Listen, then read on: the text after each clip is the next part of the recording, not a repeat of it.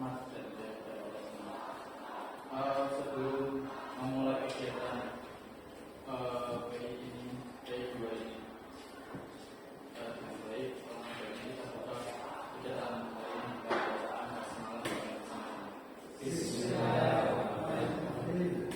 Pada kesempatan kali ini kegiatan pendampingan individu Widodo ini kami berkolaborasi bertiga ke bagian JDP selama saya sendiri Rizky, kemudian ada aktivitas, kemudian guru.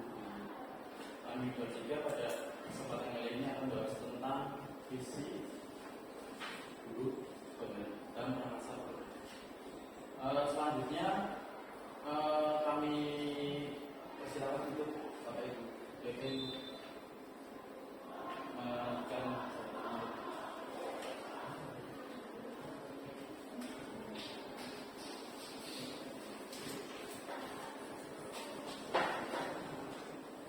Assalamualaikum warahmatullahi wabarakatuh. Pada yang terhormat Bapak Kepala SMK Negeri 1 Malang, pada yang terhormat Bapak Ibu Guru SMK Negeri 1 Malang, yang terhormat Bapak Ibu pendamping, dan yang saya hormati juga rekan-rekan CGP dari SMK Negeri 1 Malang. Pertama-tama kita akan dulu kepada saudara yang telah mengingatkan rahmatnya sehingga kita dapat berkumpul di acara pendampingan individu CGP Angkatan 11 SMK Negeri 1 Malang. Nah, tujuan acara untuk pendampingan kali ini pertama pembukaan yang akan dibuka dengan CGP, kemudian acara kedua yaitu sambutan dari Bapak Kepala Sekolah, acara ketiga yaitu diskusi tentang visi dan prakarsa perubahan sekolah, acara kelima itu untuk acara pertama bacaan Bismillahirrahmanirrahim. Acara yang kedua yaitu sambutan dari Bapak Kepala SMK 1 Malang. Assalamualaikum warahmatullahi wabarakatuh. Waalaikumsalam warahmatullahi wabarakatuh. Terima kasih kami berharap Bapak Ibu pemimpin ini teman-teman semua, Bapak Ibu dari Malang yang sudah hadir, baik yang CGP atau mungkin yang juga ada yang juga dan juga yang belum berkesempatan, ya ada juga yang berkesempatan. Kalau saya sama semuanya saya lihat. Pertama kita bersyukur kepada Allah Taala Wasallam. Jadi ini kita kegiatan. Selanjutnya saya memberikan apresiasi yang setinggi-tingginya kepada teman-teman, ya, utamanya yang CGP yang saat ini masih dalam proses untuk menghilangkan dulu C-nya. Proses sudah melanjutkan kegiatan seperti ini, sudah menjadi salah satu tugas yang memberikan apresiasi yang setinggi-tingginya dan support untuk teman-teman. Berharap semoga kegiatan berjalan dengan baik, dengan lancar dan memberikan wawasan atau mungkin kemampuan yang lebih gitu ya kepada teman-teman semua, utamanya CGP dan juga teman-teman yang lain. Pemerintah terus berusaha juga untuk mencetak satu guru pembeda itu berapa dana yang harus dibutuhkan. Jadi jangan sampai harapan dari pemerintah itu menjadi harapan yang sia-sia atau semu atau kosong. Jadi teman-teman mestinya yang CGP ataupun guru dan lainnya ya saling mengeluarkan kemampuan terbaiknya lah untuk mentransfer pengetahuan kita, keterampilan perdagangan kita, sehingga harapan pemerintah di 2025 kita bisa masuk di tahun tersebut. Kita akan kita menjadi kekuatan ekonomi yang besar ya di peringkat 4 dunia itu harapan. Semuanya bergantung kepada usaha-usaha yang kita lakukan di sekolah. Kan sudah sering kita baca guru itu berada di depan dan sebagainya untuk mendidik anak kita. Ya mereka lagi kita harapkan di tahun 2045, artinya 21 tahun lagi ya. Itu mudah-mudahan kita masih bisa menikmatinya. Amin. Itu seperti apa? Mungkin seperti yang sudah kita lihat di TV, masalah yang lebih dan itu aja teman-teman ya. Harapan saya seperti harapan pemerintah ya. Ya teman-teman bisa terus wawasannya bertambah, kompetensinya bertambah, usaha-usaha yang dilakukan juga tidak itu saja, sudah puluhan tahun itu aja ada perubahan mindset, ada perubahan cara-cara mengajar dan sebagainya, kan banyak dikenalkan di proses bergerak. Ya pada akhirnya itu moralnya ke anak-anak kita itu tadi ya, supaya mereka benar-benar menjadi orang yang lebih baik nasibnya dari saat ini yang ajari. Kalau ini kan sudah selesai, Pak Guru untuk ya meningkatnya paling kepala sekolah atau awas atau di itu saja. Tapi anak-anak kita ini ribuan, 2000 lebih, kita belum tahu nasibnya nanti seperti apa. Apakah lebih baik buat kita atau itu kan teman-teman ya. Saya kira cukup. Mungkin saya perlu mohon maaf apabila tidak bisa full mengikuti kegiatan ya. Mohon maaf ya, masih ada beberapa agenda termasuk membuat laporan Pak Beroboh sebelah selatan itu yang kita berlaporan oleh Pak Menteri agar bisa segera kita lakukan. Mengatakan mohon maaf kalau ada kekurangan kesalahan saat ini yang berkala. Assalamualaikum warahmatullahi wabarakatuh. Waalaikumsalam.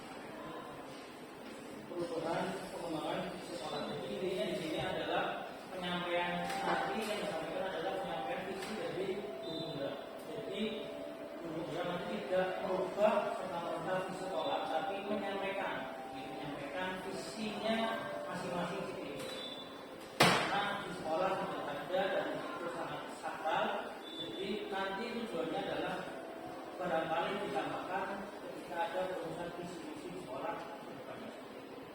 Kemudian pada kegiatan ini juga CDP dilatih untuk memfasilitasi pembentukan visi dan misi. Jadi nanti ada beberapa kalimat kompak yang harus disimpulkan bersama untuk membentukkan suatu visi dan misi bersama. Oke, itu mungkin untuk agenda pada pagi siang hari ini, dan sebelumnya kami mohon maaf apabila kami datang ke sini koyo-koyo mengganggu aktivitas dengan semuanya. Untuk mempersiapkan waktu, monggo dari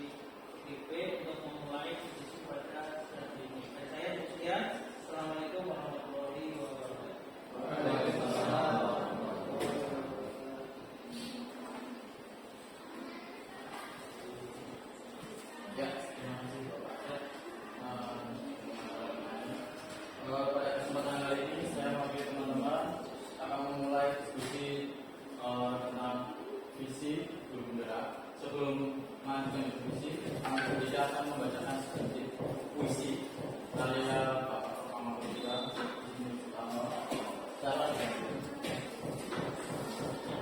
Mohon itu Bapak. Mohon didengarkan dengan sama agar kita bisa menghayati karya puisi dari Bapak Pertama Kedua Ibnu Soekarno dengan judul Aku Melihat Indonesia.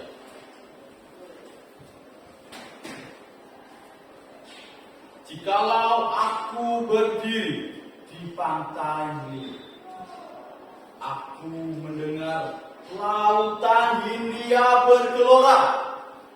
Kembali di pantai ini, aku mendengar lagu sajak Indonesia.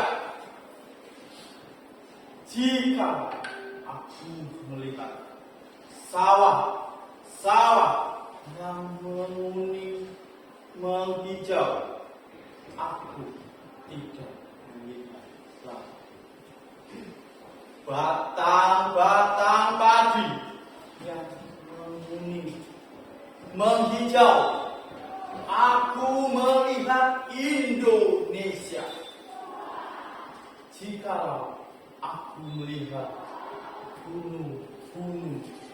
Gunung Merapi, Gunung Semeru, Gunung Merbabu, Gunung Tangkuban Perahu, Gunung Kelebek, dan gunung yang lain, aku melihat Indonesia.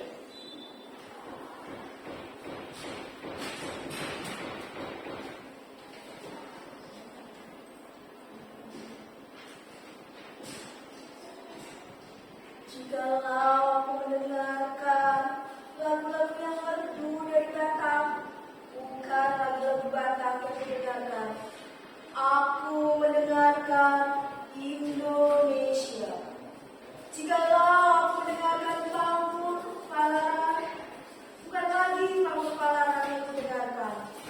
Aku mendengar Indonesia. Jikalau aku mendengarkan lagu Olesio dari Maluku, bukan lagi aku mendengarkan lagu Olesio. Aku mendengar Indonesia. Jikalau aku mendengarkan burung perkutut menyanyi di pohon untuk angin yang sepoi-sepoi, bukan lagi aku mendengarkan burung perkutut. Aku mendengarkan Indonesia. Jikalau aku menghirup udara ini, aku tidak lagi menghirup udara. Aku menghirup Indonesia. Jikalau aku melihat wajah anak-anak di desa dengan mata yang bersinar-sinar, Pak, merdeka! Pak, merdeka! Pak, merdeka! Aku bukan lagi melihat mata manusia. Aku melihat Indonesia.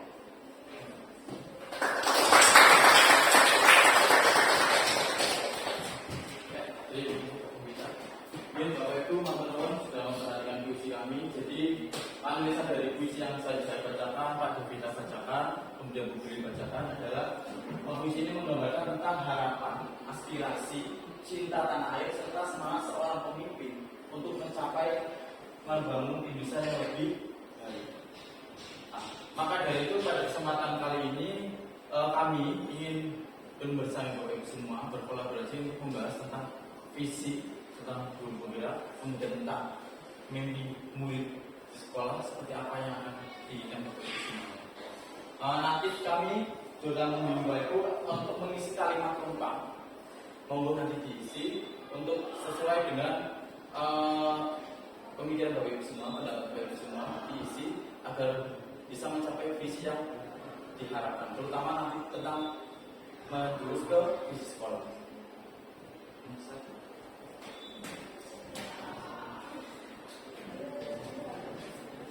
Jadi tujuannya adalah mendiskusikan visi dan cita-cita sekolah terhadap murid di masa depan. Kurang lebihnya poinnya itu. Oke, mungkin Bapak Ibu sering sebelum ada visi ada visi dulu. Visi itu adalah suatu rangkaian kata yang memuat impian, cita-cita, nilai masa depan dari suatu organisasi, baik di sebuah lembaga. Visi juga merupakan tujuan organisasi dalam bekerja. Jadi visi itu menjadi semangat kita, ya, terutama dalam sekolah untuk membentuk pilihan kita sendiri seperti apa. Lalu visi itu jadi inspirasi kita, semangat kita, motivasi kita dalam menjadi anak, terutama di sekolah. Berkesinambungan dengan tadi kesimpulan dari visi yang saya bacakan. Mungkin Bapak Ibu ada yang bisa mengungkap pendapat dari visi tadi I.F. Soekarno yang judulnya Pemilihan Indonesia dengan kalimat visi ini, pengertian visi ini. Mungkin ada yang bisa mengutarakan. Monggo, ada. Kira-kira apa kaitannya? Mungkin Bu Ade monggo. Barangkali bisa. Mungkin kaitannya antara definisi visi dengan isi dari koleksi Bapak Soekarno tadi. Puisi tersebut syarat mengandung visi bahwa Indonesia itu harus selalu ada di hati masyarakat Indonesia. Apapun yang masyarakat Indonesia lihat dari semua hal yang di depan kita sebagai warga Indonesia harus sebagai untuk satu tim Indonesia. Ya, terima kasih Bu Ade, terutama untuk Bu Ade. Itu salah satu ungkapan dari Bu Ade tentang keterkaitan antara visi yang dibutuhkan oleh Bapak Proklamator kita dengan visi yang akan kita bahas pada hari ini.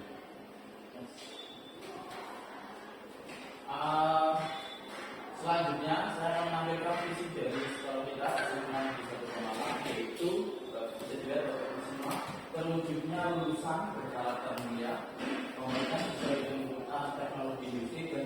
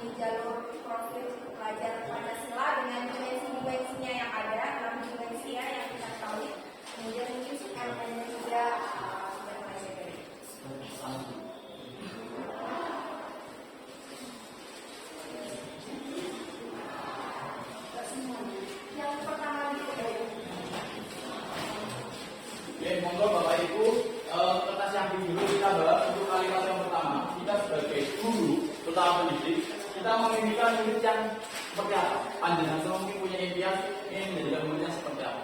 Mohon dituliskan kalimat panjenengan secara singkat pada kertas sticky note warna pink. Nanti kalau tidak kita tampilkan ke depan.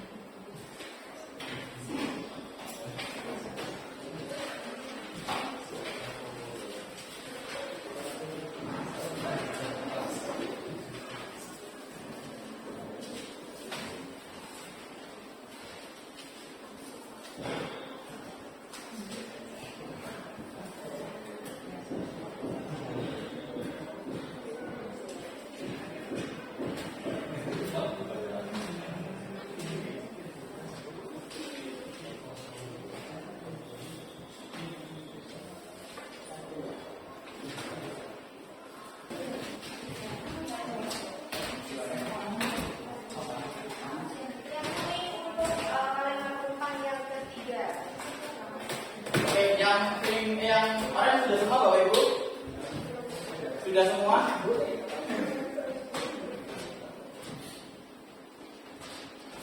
Kalau sudah, mohon kesediaannya sebentar. Saya ingin mengajak Bapak Ibu semua briefing agar tidak tegang dan terlalu serius banget. Karena kita membahas tentang visi kita juga pikirannya juga harus fresh. Mohon dilepaskan sejenak Bapak Ibu lembarannya dan pulpennya. Saya ingin mengajak Bapak Ibu briefing sebentar. Apakah Bapak Ibu bersedia untuk berdiri semuanya?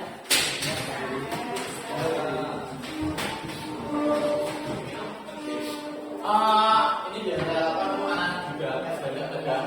Coba Bapak Ibu ikuti perintah saya. Mohon maaf punya.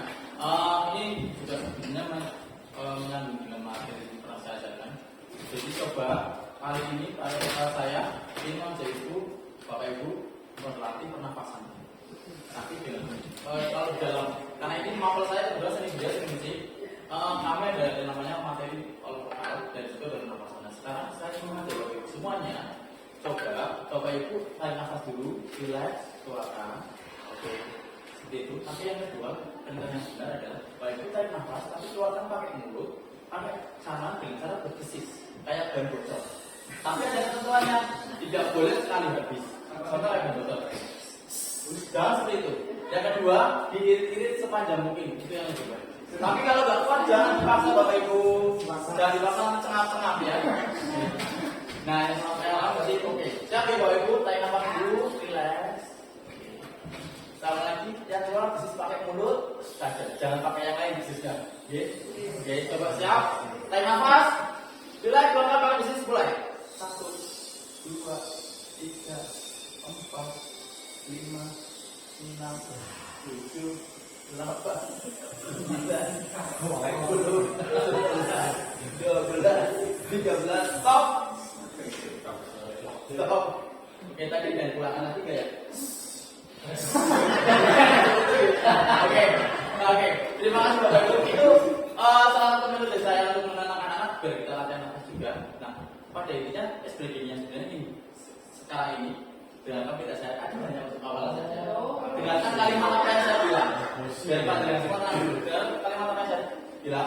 Apabila saya bilang apa kata Joni, silakan Bapak Ibu lakukan. Tetapi kalau tidak ada kalimat apa kata Joni, jangan dilakukan. Paham?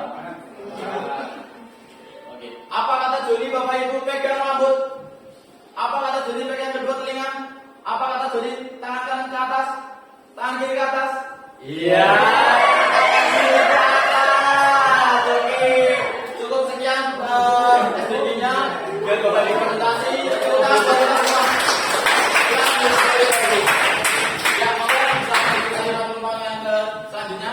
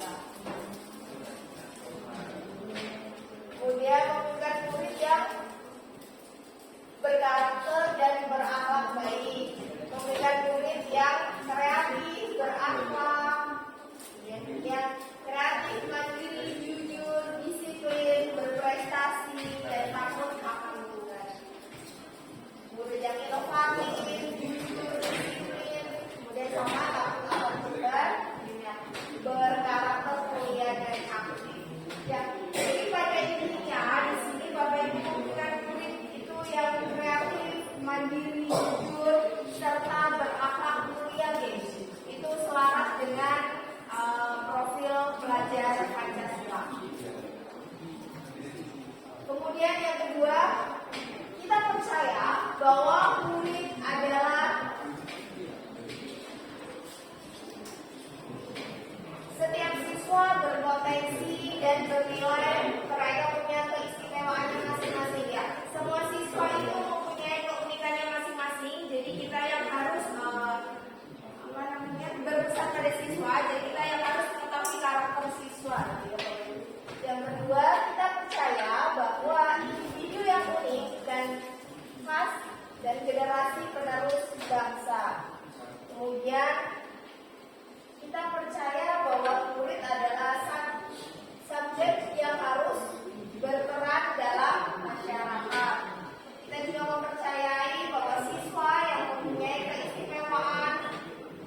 Kemudian percaya bahwa murid adalah individu yang unik dan memiliki potensi dan keistimewaannya sendiri yang harus diarahkan sesuai minat dan bakatnya. Kita percaya murid adalah seseorang yang mempunyai potensi dan bakat masing-masing. Kita percaya juga bahwa murid adalah individu yang berakhlak dan berkarakter. Saya percaya murid adalah individu yang mempunyai potensi dan keistimewaan. Murid yang mempunyai potensi. Kemudian kita percaya bahwa murid adalah calon pemimpin masa depan yang memiliki potensi dan membangun Indonesia.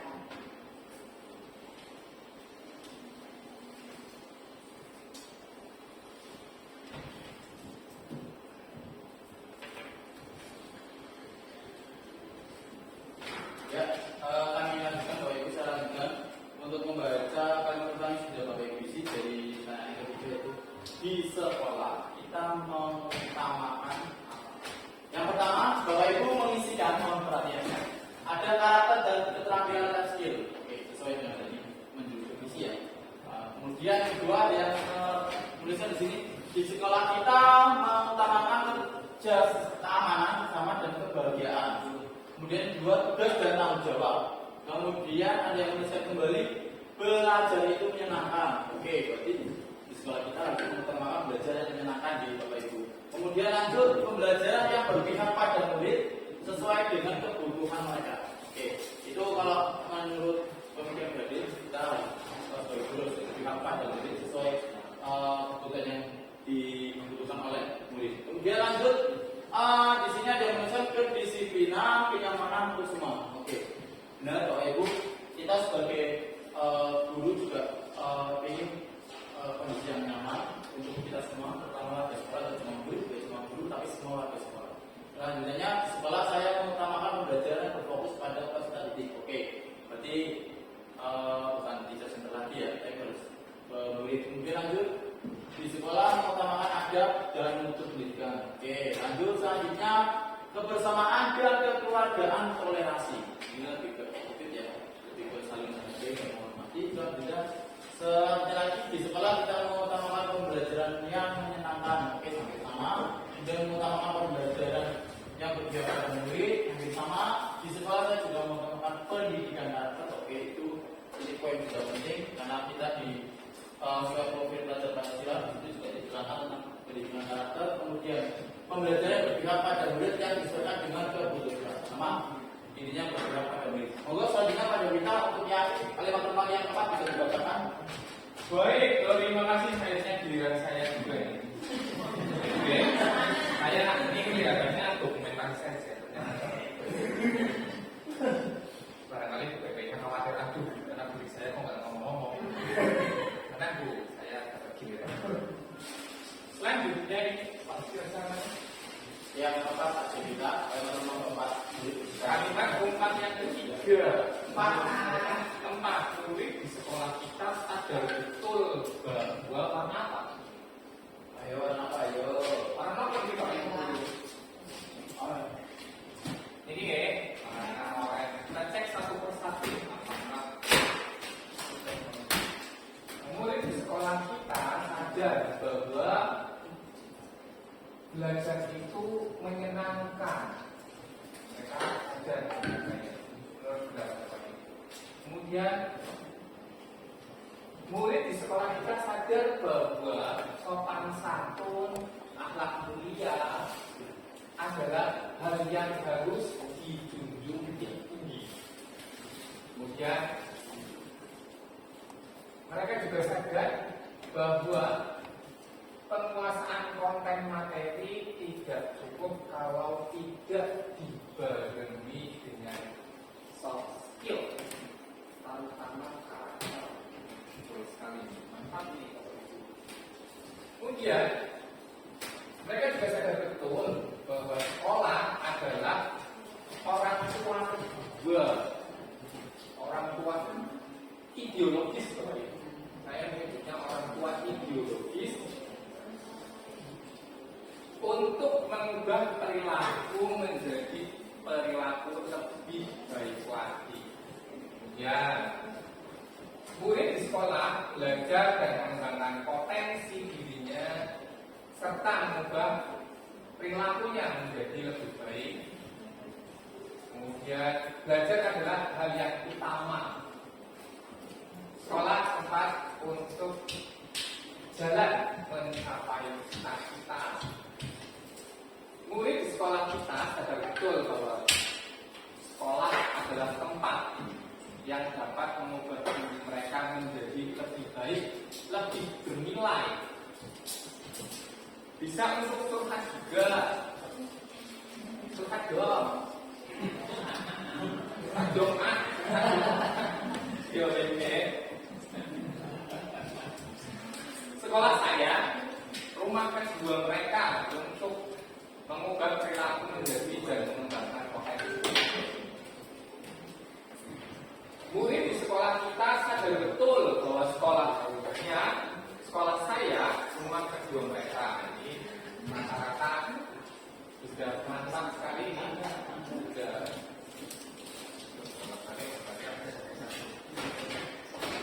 Murid di sekolah kita sadar betul bahwa pendidikan adalah kunci apa ini? Kunci fisika, kunci meraih masa depan yang gembira. Sikap adalah yang pertama untuk membentuk lingkungan yang nyaman dan bertumbuh dengan baik. Tempat lain selain rumah, mereka sendiri untuk mengubah perilaku menjadi lebih baik dan mengembangkan potensinya. Murid di sekolah kita sadar betul bahwa mereka memiliki potensi dan dapat mengembangkan potensi tersebut. Sekolah merupakan tempat kedua di mana siswa bisa melepas dan memaksimalkan, bisa belajar dan memaksimalkan potensi diri. Itu tadi kalimat-kalimat rumpang pada poin keempat. Sekarang kita beralih ke poin kelima.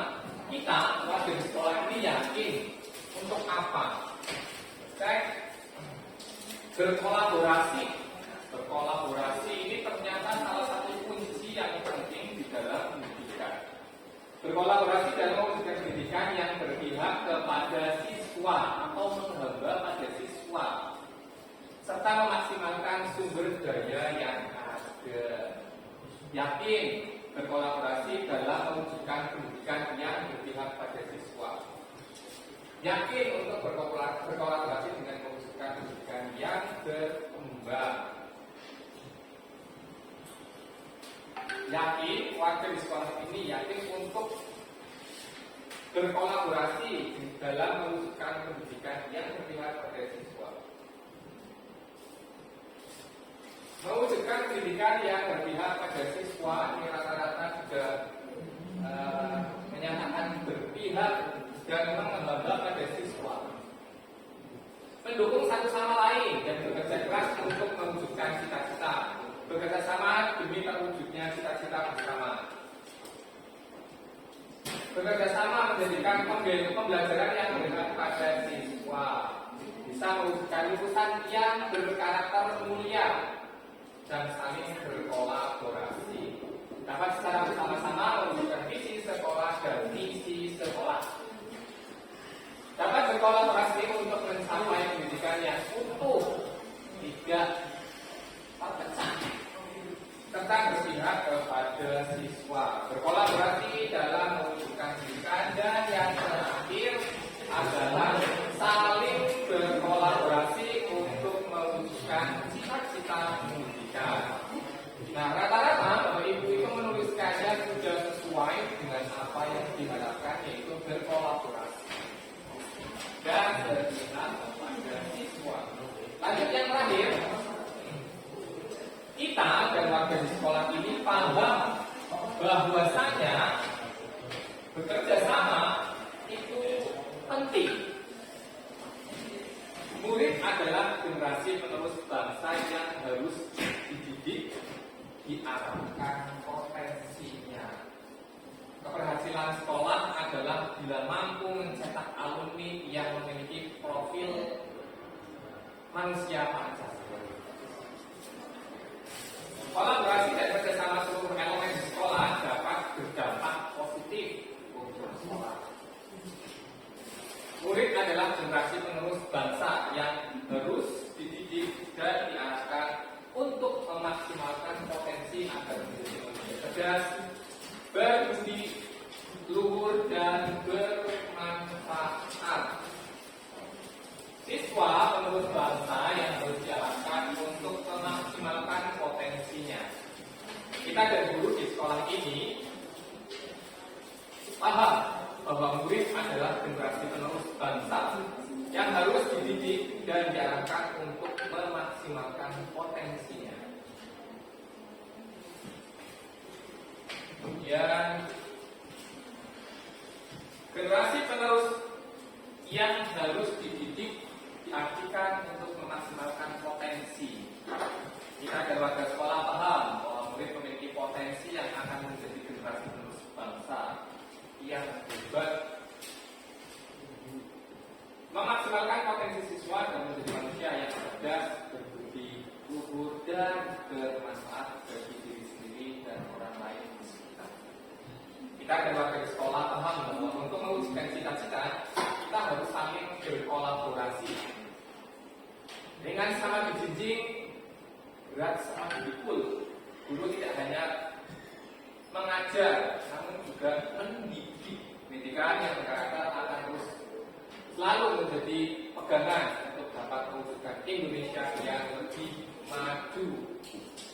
Kemudian di sekolah kita mengutamakan pembelajaran yang berpihak kepada murid yang disesuaikan dengan yang individu, dan yang terakhir kita dan warga sekolah ini paham bahwa peserta didik adalah generasi yang harus dididik dengan menggali potensi yang ada pada dirinya masing-masing. Nah, itu tadi adalah apa yang Bapak Ibu tuliskan untuk dilengkapi kalimat pengumuman. Selanjutnya kita akan beralih ke menganalisis visi.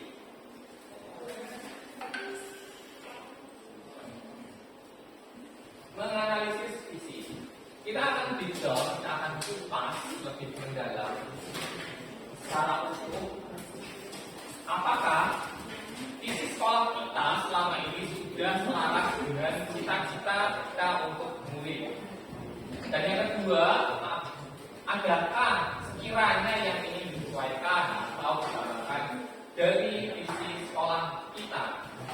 Nah, untuk menganalisis visi, kita lihat sekilas lagi visi sekolah, barangkali Bapak Ibu lupa.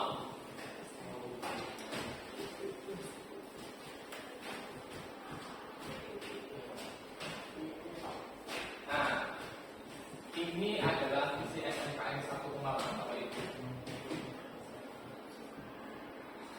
Terwujudnya lulusan yang berkarakter mulia, kompeten, sesuai dengan tuntutan teknologi industri dan berjiwa wirausaha.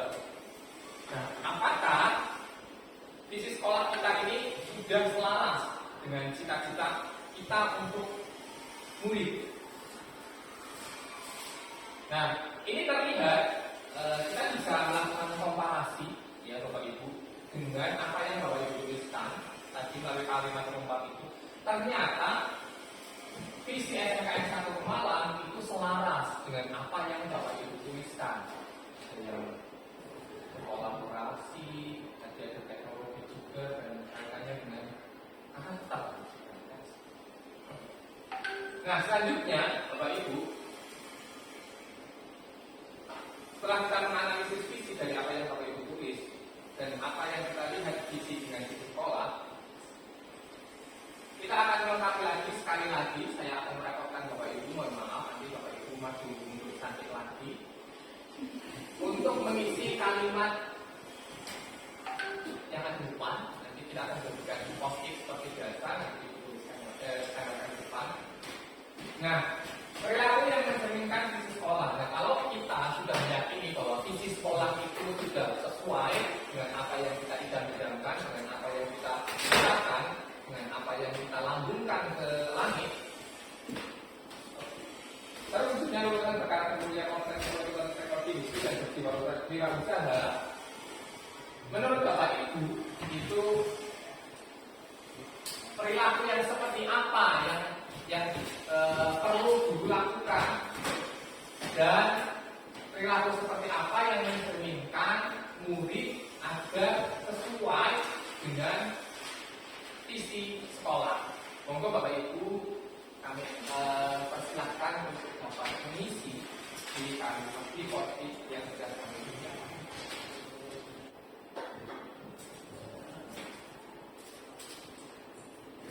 Sampun Bapak Ibu, jika sudah hasil dikumpulkan ditempelkan depan.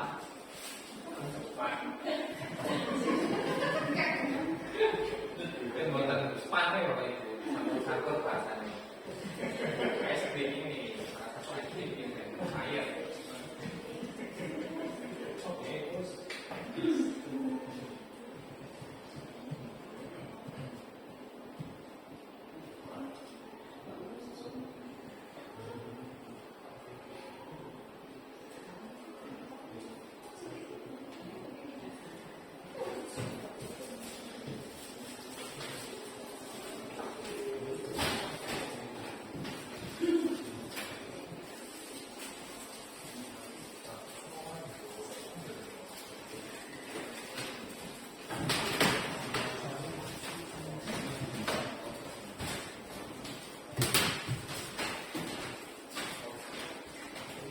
Bapak Ibu, sebagai yang lain mereka agar dapat mengefisiensikan waktu, saya akan coba bacakan apa yang Bapak Ibu uraikan pada suatu post-it di depan.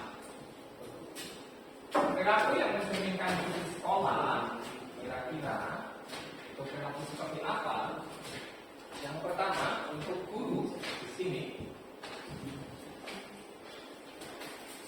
Guru yang memperhatikan murid,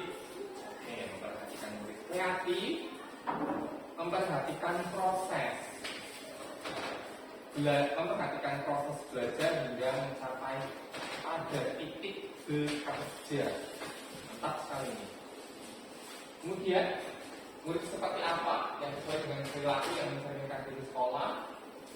Murid yang memiliki kompetensi dan berkarakter. Selanjutnya, guru yang memberikan contoh akhlak yang baik, tidak hanya sekedar menyampaikan teori-teori saja, tapi juga memberikan contoh dan memberikan ilmu agar anak bisa berkompetensi sesuai dengan bidangnya.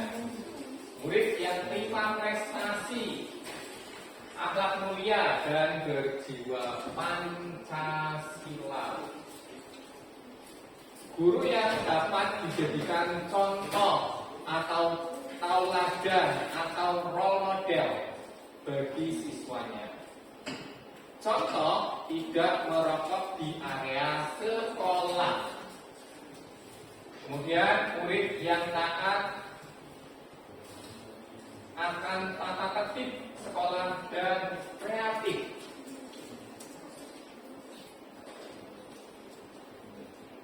Guru profesional dan dapat atau bisa jadi model keteladanan. Murid yang kritis. Yang kritis ini Bapak Ibu, saya ingat membaca suatu quote, siswa yang tidak kritis itu akan menjadi bau-bau perusahaan. Bertakwa, punya jiwa gotong royong, berkebinekaan, global dan mandiri. Kemudian juga guru yang peka terhadap potensi dan kekurangan muridnya sehingga bisa memaksimalkan potensi siswa agar bisa mencapai tujuan sesuai dengan visi dan misi sekolah. Murid yang cerdas, berkarakter, dan semangat dalam mengembangkan potensi dirinya.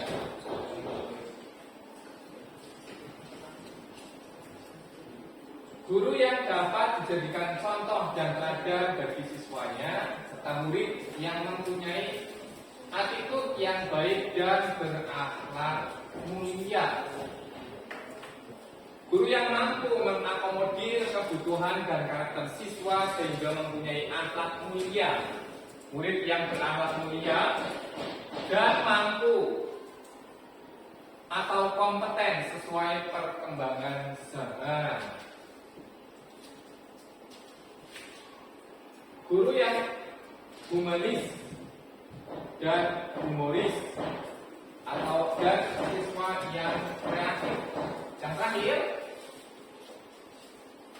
ini guru yang rajin, bersikap ramah dan penuh perhatian terhadap perkembangan murid serta memiliki kompetensi. Murid yang disiplin, rajin, aktif, kreatif, dan peduli. Dari apa yang dipaparkan Bapak Ibu semuanya,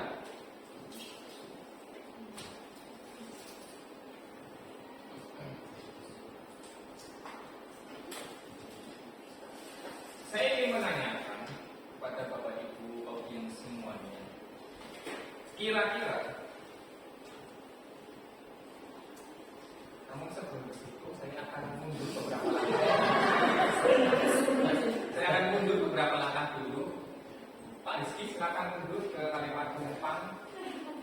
Saya tadi terlupa belum kan Bapak Ibu gara-gara belum minum tadi. Sarapan nih. Saya nggak bisa tidur semalam gara-gara memikirkan ini Bapak Ibu. Itu Bapak saya sudah pergi. Baik, ini terkait dengan kalimat penumpang dari apa yang Bapak Ibu tuliskan atau diuraikan pada post-it yang sudah saya bacakan dengan teman-teman. Ini perlu kami simpulkan.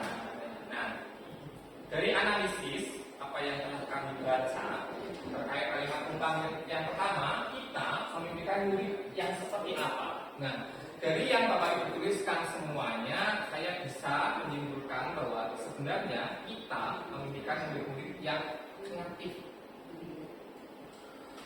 mandiri, kemudian jujur, disiplin, berprestasi, dan yang tidak kalah penting adalah taat kepada Tuhan.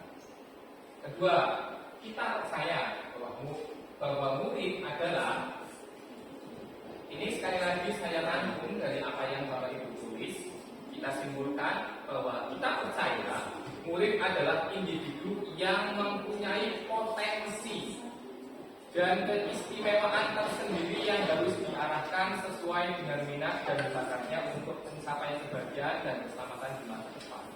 Saya ingat quote yang disampaikan oleh Dirjen BTK bahwa sebelum siswa itu percaya pada potensi dan bakatnya sendiri, ada guru yang terlebih dahulu percaya pada kemampuan.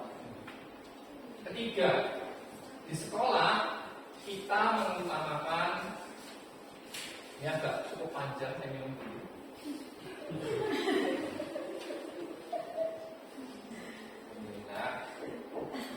Di sekolah kita mengutamakan pembelajaran yang berpihak pada murid. Jadi untuk paradigma masa lalu di mana kita sentris pembelajaran yang berpusat pada guru ini ternyata sudah mulai berubah, yaitu dengan pembelajaran berpihak pada siswa atau student sentris, sesuai dengan kebutuhan tiap individu dalam menyajikan pembelajaran yang berdiferensiasi. Ini saya belum bisa menyampaikan lebih dalam terkait materi diferensiasi karena belum sampai waktu itu. Saya melakukan observasi terhadap minat, kesiapan belajar, dan gaya belajar setiap siswa yang telah kita lakukan bersama. dilakukan oleh garda terdepan Bapak Ibu BK yang hasilnya sudah dirilis tadi pagi kalau nggak salah ya Bapak Ibu BK ya. Kemudian yang keempat, ini kesimpulan dari yang keempat, murid di sekolah kita itu sadar betul bahwa apa sih mereka itu sadar apa sih. Jadi yang dapat kita simpulkan dari yang kita rangkum itu murid di sekolah kita sadar betul bahwa sekolahnya adalah rumah kedua mereka. Untuk mengubah perilakunya menjadi baik dan mengembangkan potensinya. Ini dapat dilihat dari indikator-indikator yang ada pada sekolah kita. Itu kalau dari sekolah walaupun setengah 4 itu mereka masih asik saja. Yang 5, saya guru di sekolah yakin untuk guru di sekolah kami yakin untuk berkolaborasi dalam mewujudkan pendidikan yang berpihak pada siswa. Contohnya yang sedang kita lakukan ini berkolaborasi, Bapak ini membantu saya, membantu kami semua dalam melakukan pemaparan visi dan saya juga secara tidak langsung itu memberikan sedikit atau secuil wawasan dari apa yang telah kami peroleh selama pendidikan program. Yang terakhir, Bapak Ibu, kita dan warga sekolah ini paham bahwa murid adalah generasi penerus bangsa yang harus dididik dan diarahkan untuk memaksimalkan potensinya agar bisa menjadi manusia yang bernilai. Lebih baik bernilai daripada hanya sekedar sukses Bapak Ibu. Berbudi luhur dan bermanfaat untuk diri sendiri dan orang lain di sekitarnya. Itu adalah kesimpulan dari kalimat simpang yang Bapak Ibu tadi tuangkan pada post-it. Selanjutnya,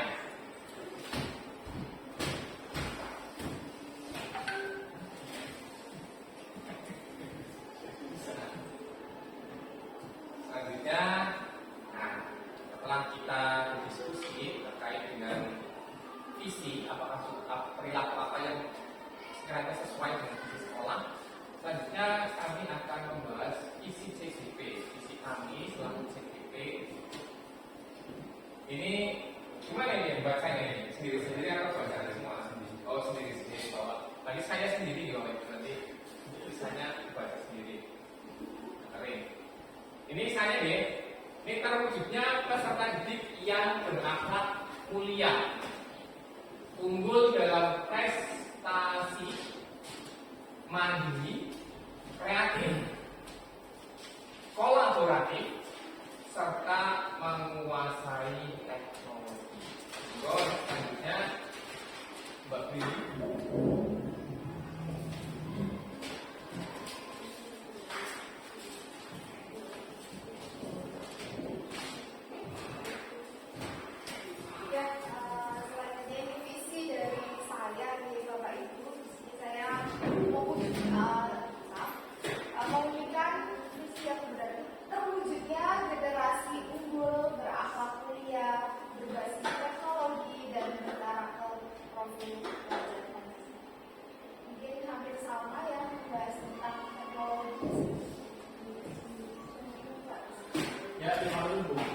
Pada kesempatan kali ini saya akan membacakan visi yang saya buat sendiri, yang saya integrasikan dengan visi sekolah juga. Kalau itu bisa dilihat di sini, kalimat yang saya bikinkan tentang visi, yaitu terwujudnya murid yang kreatif, unggul, berintegritas tinggi, siap menghadapi tantangan global dengan keterampilan abad 21. Kenapa saya bikin visi ini? Kalimat ini yang pertama adalah kita sebagai sekolah SMK, jangan tahu semua SMK itu nanti arah muaranya terjadi ke dunia industri atau budi dengan tantangan global yang ada saat ini. Dunia industri terus berkembang, maka dari itu kita sebagai guru juga harus bisa sesuai pada zaman mengikuti apa yang dibutuhkan oleh murid dan dibutuhkan oleh zaman, biar tidak ketinggalan oleh modernisasi. Maka dari itu visi yang saya sampaikan di sini juga berhubungan dengan tantangan global dan keterampilan abad 21. Lainnya hal sekarang Bapak Ibu mungkin tahu, zaman dulu Bapak Ibu belum pernah zaman Bapak Ibu kecil belum pernah yang namanya HP ya, mengenal HP. Tapi sekarang anak SD TK pun sudah tahu HP, maka mereka sudah lebih pandai dari smartphone-nya.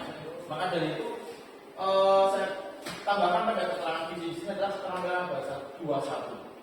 keterampilan pedagogi ini lebih luas, cakupannya global tentang keterampilan. Gitu. Mungkin sekian pembacaan visi dari Pak Devita, Bu Billy, kemudian saya. Next, Pak Devita. Nah, dari tadi visi yang dibuat, itu ada yang namanya prakarsa perubahan. Prakarsa perubahan di sini ini adalah melalui apa visi itu bisa kita wujudkan. Ya, dan kalau di keterangan nanti kita membahas tentang hal itu, jadi saya terangkan. Di sini yang prakarsa perubahan yang saya terangkan di sini, kalimat yang saya tuliskan adalah meningkatkan kreativitas dan motivasi belajar murid melalui pemanfaatan media teknologi. Jadi dengan menerapkan visi yang tadi saya buat, yang panjang banget tadi, caranya dengan agar meningkatkan kreativitas dan motivasi belajar murid melalui pemanfaatan media teknologi. Contohnya, pembelajaran yang saya lakukan, saya memanfaatkan teknologi. Tadi saya berhubungan dengan smartphone ya Bapak Ibu. Bapak Ibu mungkin masalahnya sama. Setiap pembelajaran ada yang namanya membutuhkan prasarana. Nah prasarana ini bahkan ada yang muncul, ada yang enggak, ada yang kurang. Contoh saya sendiri, dalam pembelajaran seni budaya itu pasti ada anak yang nggak bisa. Kemudian yang kedua nggak bawa alat musik. Tahu sendiri sekolah kita juga keterbatasan dengan sarana. Bagaimana cara kita mengatasinya? Salah satunya ini, saya mencoba memanfaatkan media teknologi. Yang pertama, ketika anak belajar bermain ensemble musik yang saya contohkan satu. Oke, kalau anak saya suruh bawa gitar semua susah. Kalau anak saya suruh beli pianika semua susah. Kalau anak saya suruh beli alat musik atau minjem pun susah. Nggak semua anak mampu, nggak semua anak punya. Tapi kalau saat ini realitanya hampir semua anak punya smartphone. Benar ya Bapak Ibu? Lewat gawai mereka itu saya memanfaatkan teknologi yang ada. Mereka mendownload aplikasi berbasis app Android atau app Store. Ya, mereka mendownload aplikasi mulai dari piano real, angklung real, kemudian gitar real. Mereka coba berintegritaskan. Kami fasilitasi berupa kabel dan sound seadanya dengan RCA. Kami mencoba bermain secara berkelompok, bermain ensemble musik melalui gawai mereka. Jadi salah satu penerapan dari visi yang tadi saya jabarkan dengan prakarsa perubahan yang saya tampilkan di sini, salah satu pemanfaatan pembelajaran melalui media teknologi. Dengan seperti itu mereka termotivasi. Oh senang ya pelajaran tadi kita bisa main HP, main aplikasi. Tapi terarah bukan hanya HP itu dipergunakan untuk main game, Mobile Legends atau bermain apa game yang lainnya. Tapi lebih diarahkan dan sifatnya lebih humanis, lebih pada anak-anak pengennya seperti apa. Dan kita juga membimbing dari nol. Jadi konsep dalam artian saya memanfaatkan media teknologi di sini, saya mencoba mengintegrasikan apa yang anak punya dan perkembangan zaman sekarang teknologi yang ada. Seperti itu. Kurang lebihnya seperti itu. Mohon maaf apabila salah kata. Silakan Bu Billy lanjutkan. Di sini prakarsa perubahan dari saya itu mewujudkan pembelajaran inovatif menggunakan media digital dan kebiasaan positif untuk menumbuhkan nilai-nilai profil pelajar Pancasila. Jadi prakarsa perubahan ini adalah breakdown dari visi guru penggerak yang tadi awal kami sampaikan itu ya Bapak Ibu. Di sini hampir sama seperti Pak Rizky, yaitu media inovatif menggunakan media digital. Karena saya mengikuti perkembangan zaman anak-anak sekarang. Kalau anak hanya disuruh menulis hanya ini, sepertinya kita pun akan kalah dengan Google ya Bapak Ibu. Karena anak dikasih textbook saja, anak Bu saya foto saja. Padahal di situ di foto pun tidak akan dibaca. Saya biasanya kalian itu akan tertumpuk dengan chat screenshot chat jadi palsu, tidak usah di foto saja. Karena pun anak tidak akan tidak akan mengulang kembali kalau kita hanya menggunakan pembelajaran yang tidak mengikuti perkembangan zaman. Jadi dalam pembelajaran saya sering menggunakan media interaktif digital yang saya sesuaikan dengan anak. Kadang-kadang suruh membuat jadi itu untuk portofolionya pun digital. Anak tidak paperless istilahnya Mbak. Jadi tidak ada istilahnya saya ketinggalan bukunya Bu, tugas saya belum dikerjakan, tugas saya di buku yang lain Bu. Tidak ada seperti itu. Kemudian pembiasaan positif. Pembiasaan positif di sini saya melakukan kesepakatan kelas mulai dari awal dari kesepakatan kelas. Adanya kesepakatan kelas itu menumbuhkan tanggung jawab. Jadi jika ada anak yang melanggar itu bukan sebuah hukuman ya, karena itu memang konsekuensinya. Jadi tanggung jawab mereka masing-masing.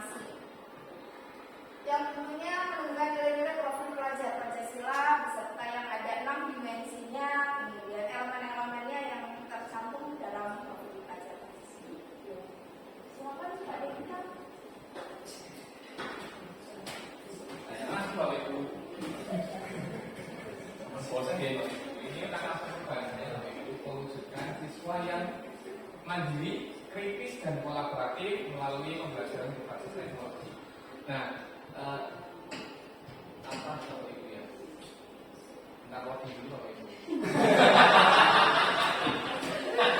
Saya memberikan kenapa sih saya mencantumkan kalimat kritis, karena saya suka hal yang kritis. Tadi di awal itu saya sempat menyampaikan bahwa siswa yang tidak kritis itu akan menjadi bobot perusahaan.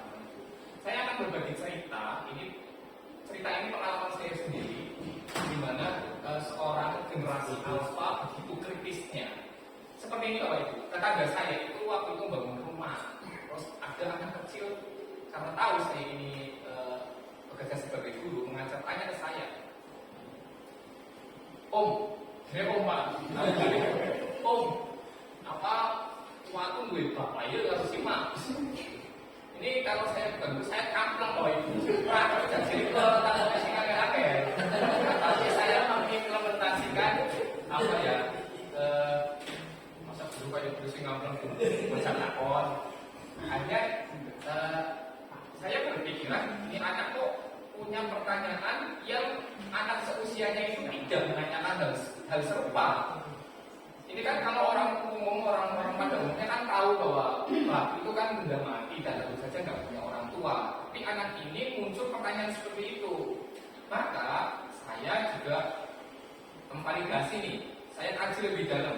Saya gali pertanyaan lebih lanjut. Bisa nih bertanya ini boleh ini ceritanya ini. Terus lagi Pak, ini ya Pak. Saya kan yang sebelah ini jadi kayak Om.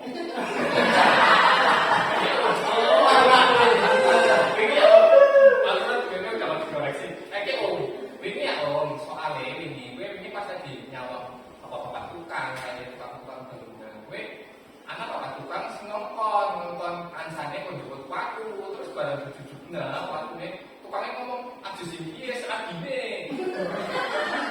Oh iya, saya langsung wah ini anak otaknya konongannya apa dong sampai gitu. Oh ini maksudnya nggak seperti itu maksudnya adalah ketika si bapak itu meminta yang selanjutnya itu minta yang ukurannya itu lebih kecil lagi, bukan berarti si bapak itu punya anak atau ibu. Nah dari hal itu saya memandang bahwa anak-anak generasi alfa terutama itu generasi yang lahirnya saja sudah dihadapkan dengan teknologi dan suatu kemustahilan ketika kita harus dikonfrontasikan dihilangkan teknologi. Justru harusnya kita bandingi, kita berikan mereka teknologi agar mereka bisa memanfaatkannya dan tentunya tepat guna. Tugas kita adalah sebagai pendidik adalah mendampingi pemanfaatan teknologi. Maka dari situ di kata perubahan saya menemukan kritis. Karena seperti yang tadi saya sampaikan, siswa atau murid yang tidak kritis akan menjadi korban bersama. Saya percaya. Selanjutnya Bapak Ibu ini sesuai dengan panduan ini. Saya ingin menanyakan kepada Bapak Ibu semuanya terkait dengan hasil diskusi kita pada siang hari ini itu terkait visi sekolah. Pak Rizky tolong dipindah ke slide visi sekolah.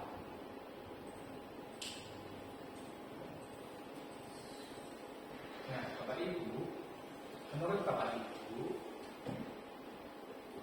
dari apa yang kita paparkan, dari apa yang Bapak Ibu tuangkan di dalam post-it itu terkait dengan visi sekolah, menurut Bapak Ibu, apakah kita semua setuju dengan kalimat visi dari kalimat visi sekolah, atau mungkin perlu ada sedikit tambahan dari Bapak Ibu terkait visi sekolah? Monggo saya kembalikan kepada Bapak Ibu sekiranya ini pas dari pertanyaan angel Mas Brepan atau Mas saya mau mengikuti kalimat Mas Dita yang kritis itu karena ini kurang stop, tapi nanti langsung berhadapan dengan Pak AS.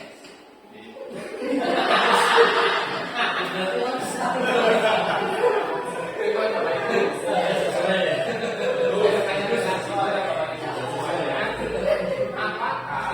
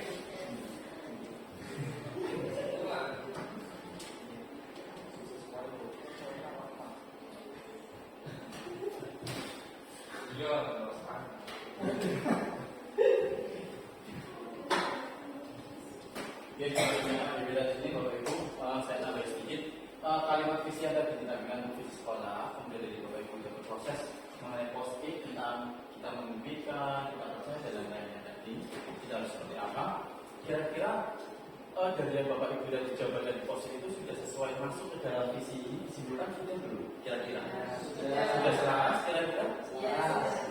Dan mungkin nanti perwujudan aksi nyatanya bisa Bapak Ibu lakukan ketika Bapak Ibu nanti berhadapan di kelas dengan murid, biar kita bisa langsung menjurus ke mewujudkan visi sekolah kita sendiri, yaitu saatnya terwujudnya lulusan berkarakter mulia, kompeten, sesuai tuntutan teknologi industri dan berjiwa wirausaha. Nah, kalau kami dalam membuat ini ada alurnya, tapi bisa next.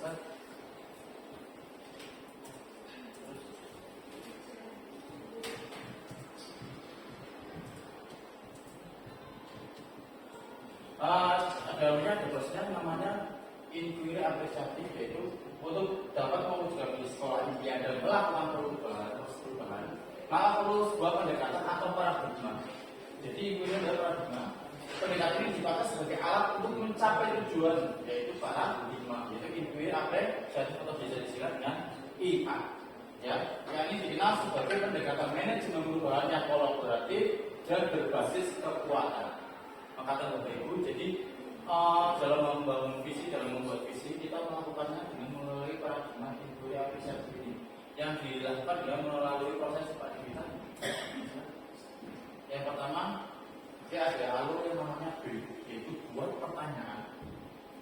A, ambil pelajaran. Kemudian G, gali mimpi. C, jabarkan rencana. A, atur eksekusi. Kalau disingkat disebut jenjang. Maka tanda kita mungkin selanjutnya akan dijelaskan lagi oleh Pak Dila.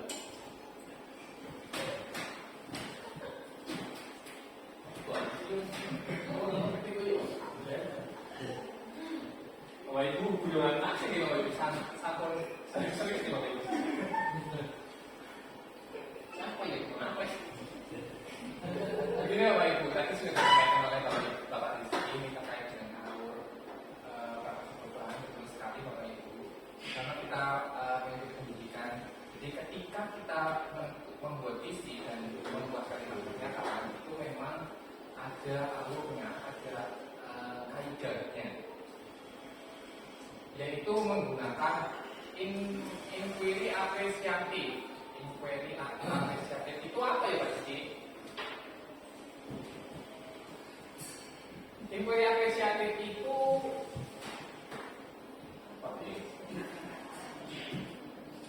pendekatan manajemen perubahan yang kolaboratif dan berbasis kekuatan. Jadi dalam membuat visi, ternyata itu kita harus melihat potensi yang ada pada sekolah. Jadi potensi-potensi yang ada di sekolah itu apa yang bisa kita angkat. Kemudian aset, ternyata ada dalam menentukan suatu visi dan atas perubahan itu ada aset yang mengikutinya. Misalkan kita ini kan apa ya namanya ya,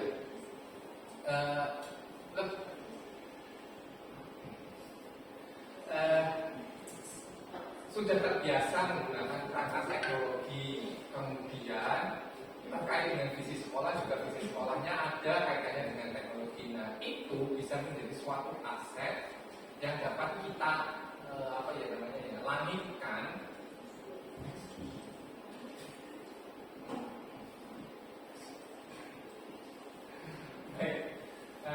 Saya sebenarnya Bapak Ibu ini ada kerja G aja A kerja.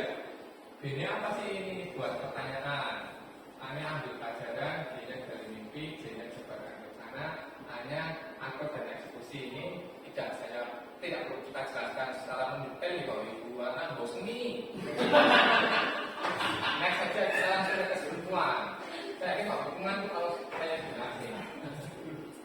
Langsung saja kita ke kesimpulan. Terangkum ya Bapak Ibu. Kesimpulan supaya saya sesuai dengan isi sekolah. Kesimpulan isi kami masing-masing. Apakah sudah sesuai dengan isi sekolah? Sudah. Cocok Pak PLN. Nah, berarti sudah sesuai Bapak Ibu ya? Alhamdulillah. Terwujudnya lulusan berkarakter mulia, kompeten sesuai tuntutan teknologi, industri dan berjiwa wirausaha.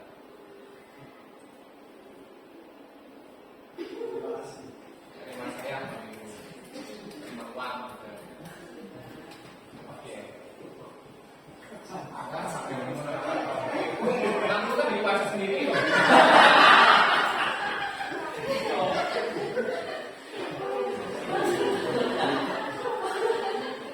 Kan Bapak Ibu ambil saya parah ya. Ya, Bapak Ibu tadi sudah kami jabarkan tentang visi kami, kemudian sudah kami jabarkan tentang visi sekolah, dan kami coba Bapak Ibu ajak untuk memimpikan penulisan pada kalimat post-it, mimpikan menulis seperti apa, kemudian aksinya seperti apa. Jadi kesimpulannya adalah pada visi sekolah dan visi kami bertiga sudah selaras dengan apa yang ada di sekolah. Dan mungkin dari post-it yang Bapak Ibu tadi tuliskan juga sudah searah dan selaras dengan apa yang berjalan ada pada visi sekolah. Tinggal kita mempraktekkan dalam bentuk aksi nyatanya saja, kurang lebih seperti itu. Kemudian bentuk kegiatan aksi nyatanya bisa kita mulai dari diri kita sendiri, Bapak Ibu, nanti berhubungan di kelas dengan para murid. Coba Bapak Ibu coba mempraktekkan yang pengennya Bapak Ibu tadi sesuai dengan Bapak Ibu tuliskan di post-it, mimpikan seperti apa, aksi nyatanya seperti apa, wujud nyatanya seperti apa, untuk mengarah ke visi sekolah. Kurang lebihnya seperti itu. Mungkin ada tambahan lagi dari Pak Devita atau Bu Billy? Enggak ya? Jangan. Bagaimana ya?